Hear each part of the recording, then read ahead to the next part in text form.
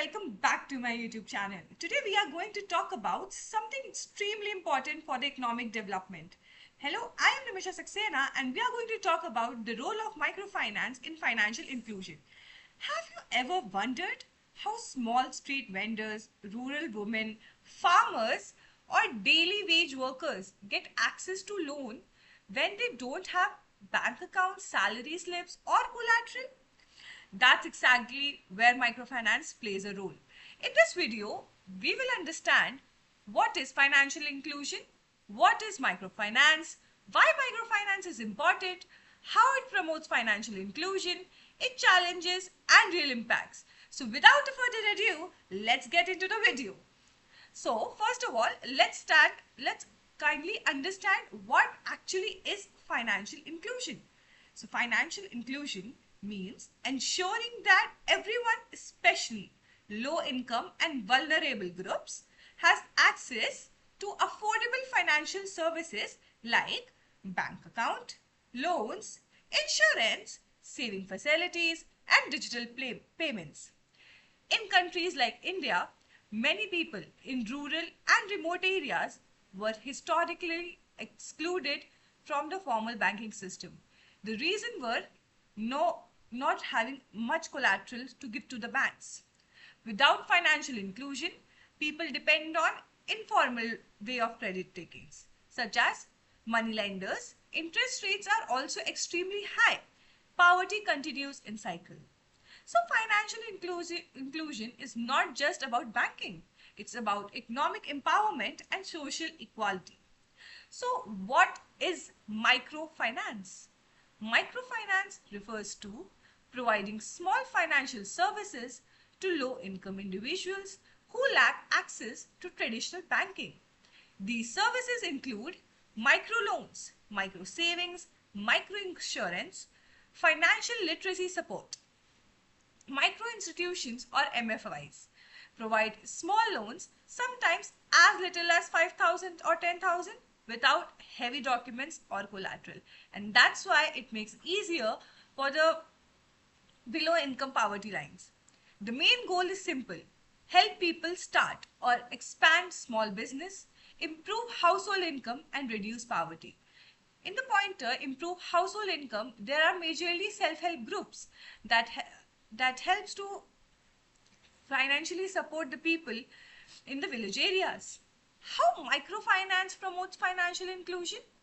Now, let's understand the main role of microfinance in financial inclusion. First is providing access to credit, the main and the foremost of it. Traditional banks basically requires tons of documents and collateral to provide access to the credit. It might serve as a difficulty for the village area people. So, traditional income proofs like collateral, credit history, income proof, as I said earlier, but poor individuals usually don't have these.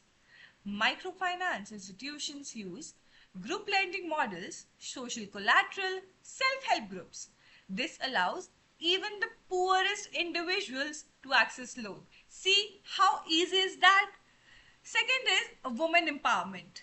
Did you know that large portion of microfinance loans goes to a woman? Yes, definitely. You heard it right. When women receives loan, they start small business, they invest in children's education, household nutrition improvements, and thus their financial stability, their decision making power in the household, everything goes to a hike. Household decision making powers, as I said, microfinance has significantly improved women's financial independence, especially in rural India. You might search that back, that how the percentage of women in financial independence is increasing day by day due to the very great facility of microfinance. Third is encouraging entrepreneurship. Microfinance promotes small-scale businesses, self-employment, local economic growth. Let's take an example for that.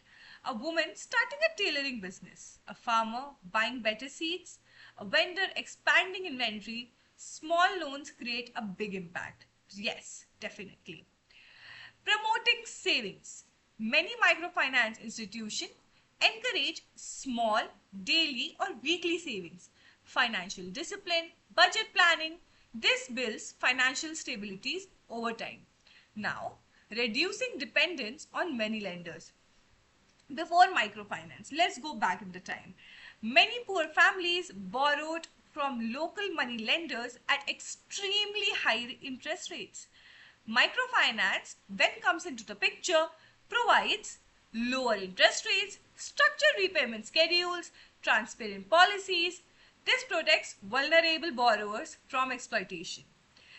Now, the sixth point comes in, supporting digital financial inclusion. Today, microfinance is evolving with first mobile banking, digital payments, Aadhaar link services, that is, and also direct benefit transfers. This connects rural population to the formal financial ecosystem. Now, if we hear about the challenges that microfinance face, yes, if it has all those benefits, it comes with great challenges. While microfinance is powerful, it also has challenge, high interest rates. Compared to banks, over indebtedness in some cases, poor financial literacy, risk of multiple borrowing, definitely. People people might take so much of debt to curb their previous debt that it definitely comes with over indebtedness in some cases. People in the village areas are not financially literate and does not know how to use these financial services efficiently. So, regulations and responsible lending practices are very important. In the government sites, government and regulators now monitor microfinance institutions more strictly to ensure borrowers' protection. Impact of microfinance. What is actually the impact of microfinance? This whole video was about the benefits, everything I was talking about microfinance. So what is the actual impact of it? Globally, microfinance has helped millions of people escape extreme poverty. First, it has increased rural income through self-help groups, improved access to education. People now can have access to better education and literacy as they can avail a easy credit area. Enhance healthcare spending, strengthen small enterprise. Microfinance is not just about loan. It's about giving people opportunities and dignity so that they can provide their families a standard of living that they was always craving for. Therefore, to conclude, microfinance plays a crucial role in financial inclusion by providing, let's get a recap, access to credit, empowering women, promoting entrepreneurship, reducing poverty, strengthening economic participation. At last, I would like to say true financial inclusion means no one is left behind, and microfinance helps bridge that gap. With that, I would like to sum up this video. If you really like watching this video, kindly subscribe and give a like to my channel. Thank you.